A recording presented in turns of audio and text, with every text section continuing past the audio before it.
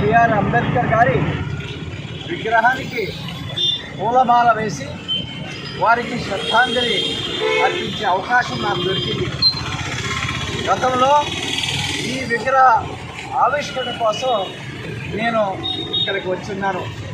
మరి ఈనాడు కాంగ్రెస్ ప్రభుత్వం ముఖ్యంగా దళితులు, ఆదివాసీలు, మైనారిటీల సంక్షేమం కోసం, వారి సాధికారత కోసం చాలా స్పష్టంగా కాంగ్రెస్ పార్టీ యొక్క మేనిఫెస్టోలో ప్రామిస్ చేస్తున్నారు, హామీలు ఇస్తున్నారు.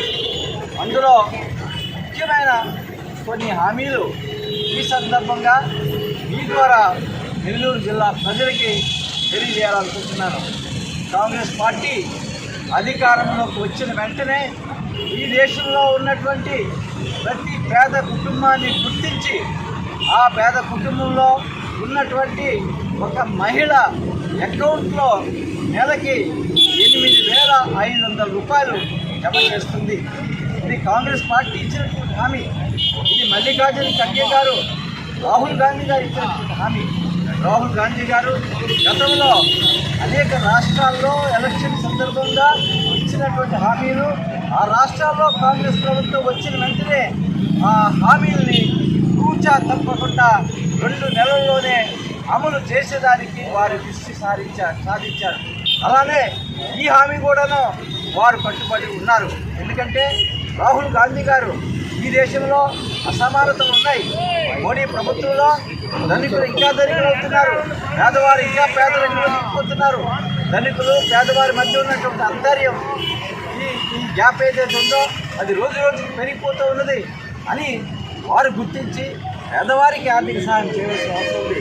పేదవారు కూడాను దేశ సంపదని సమానంగా అందుకోవాల్సిన పరిస్థితి రావాల్సిన అవసరం ఉందనే ఉద్దేశంతో ఈ హామీని మహాలక్ష్మి అనే ఒక స్కీమ్ పేరుతో ఈ హామీ చేస్తున్నారు. ఎందుకంటే ప్రతి పేద కుటుంబంలో ఉన్నటువంటి ప్రతి మహిళ మహాలక్ష్మి కావాలని నెలకి ₹1,00,000 ఆర్థిక సహాయంతో. మరి అదేవిధంగా ఈ దేశంలో వ్యవసాయ కార్మికులు రాత్రింబవళ్ళు పనిచేస్తారు, వారి పనికి తగినటువంటి వేతనం వారికి రావడం లేదు. నిన్నే నెల్లూరు పట్టణంలో మేడే సందర్భంగా, అంతర్జాతీయ కార్మిక దినోత్సవం సందర్భంగా వ్యవసాయ కార్మికులు, మరి అసంఘటిత రంగంలో ఉన్నటువంటి కార్మికుల యొక్క కష్టాల గురించి మాట్లాడుతున్నాం. కాంగ్రెస్ పార్టీ హామీ ఇస్తుంది, ఈ వ్యవసాయ కార్మికులకి, కూలీలకి దేశ స్థాయిలో దినసరి వేతనం ₹400 కాబోతుంది. ఏ కూలీ అయినా, గ్రామీణ ఉపాధి హామీ పథకంలో పనిచేస్తున్న కూలీ అయితేనేమి, ఇతరత్ర పనిచేస్తున్న కూలీలు అయితేనేమి, రోజుకి ₹400 దినసరి వేతనం చట్టం ద్వారా వారికి రాబోతుంది. ఈ కార్యక్రమాలు ప్రజల్లోకి తీసుకొని వెళ్ళి ఈ దేశ సంపదని అందరూ సమానంగా అందుకునే కాంగ్రెస్ పార్టీ వెళ్తుందని సందర్భంగా మనవి చేస్తూ